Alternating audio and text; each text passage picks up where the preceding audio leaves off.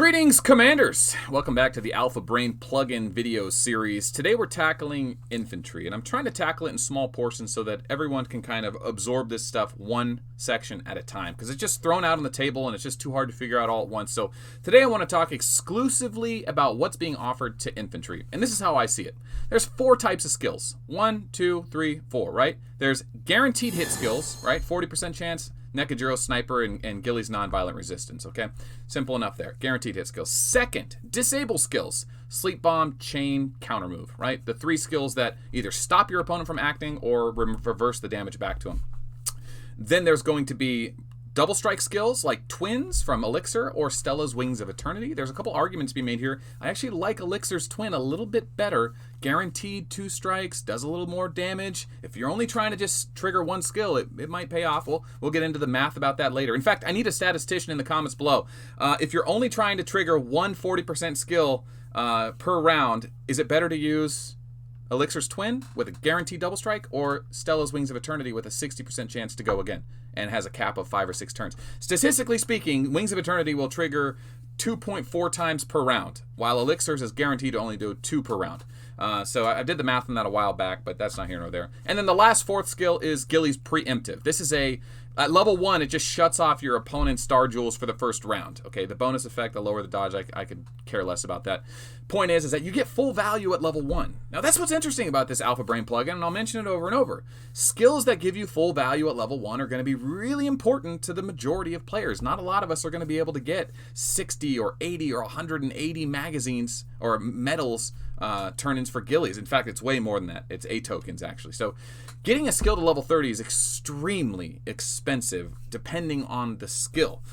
Now, that being said, Nekajiro's Sniper skill is not that hard to get to level 30, but Gilly's Nonviolent Resistance is. And the thing about these guaranteed hit skills that makes them so good is they are guaranteed to hit.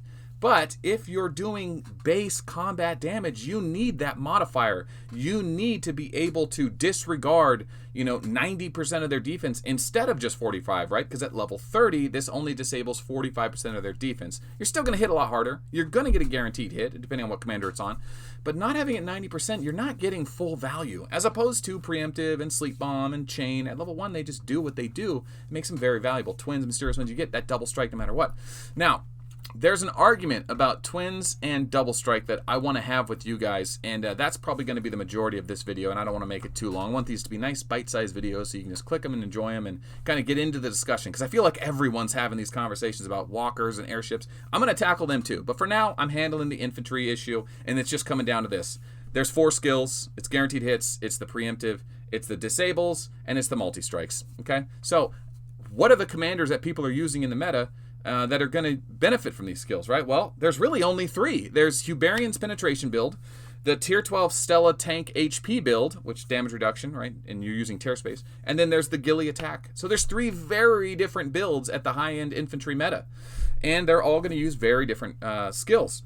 Now, it gets weird, okay? Now, this video can get really long if I want to start analyzing it, but I don't. I'm going to get into that in a different video. For now, here's what I'm thinking about Wings of Eternity versus Twin, okay?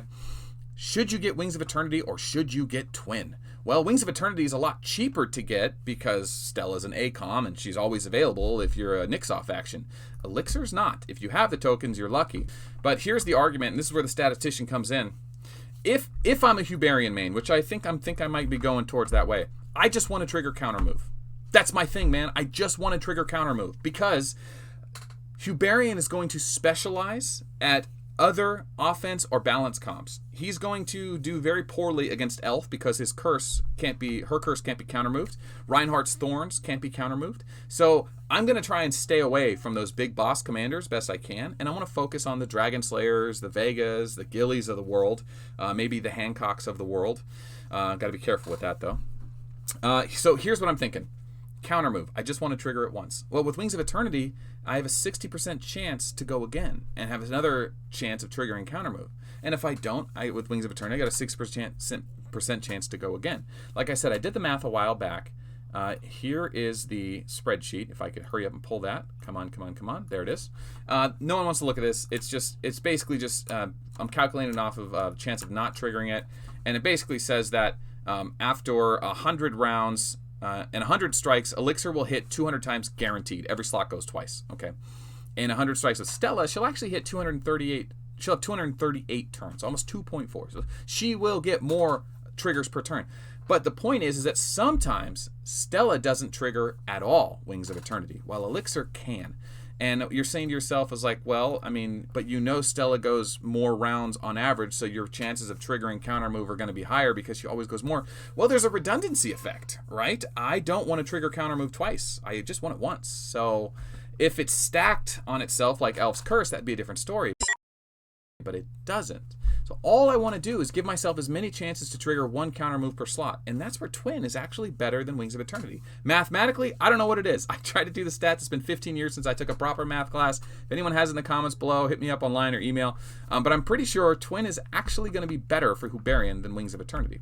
The damage element from Wings of Eternity is lower, and it doesn't even matter to me. I'm just trying to get that counter move. Now, the damage would be nice. I mean, I'm still going to be using Backstab as a guaranteed hit, but that's what's nice about Hubarian. He has a guaranteed hit built in, and he has a counter move, Riposte.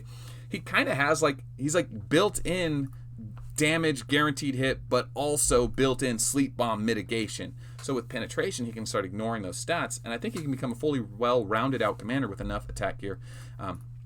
Yeah, there's arguments for other skills, like, you know, what Thunder Ray can do, what Maruko can do. I think all that stuff gets a little overwhelming, and I think they have a place to play in the meta. As of right now, there's so much on the table. I just want to take what we know works and what we know can be better, and I think right now, Hubarian penetration with Twin is the best route for infantry. And I'll just throw this out there because you're here till the end of the video. Elf with Steam Cannon. Full Metal Steam Cannon is going to dominate the meta. She's going to ruin Rogers and Reinhardt, and she beats everyone else anyway, as long as she can survive the first round. Hancock with Steam Cannon is going to be amazing. Anyone with Steam Cannon in the Walker class is going to be amazing. When you can just disable your opponent's defense buffs, it's game over.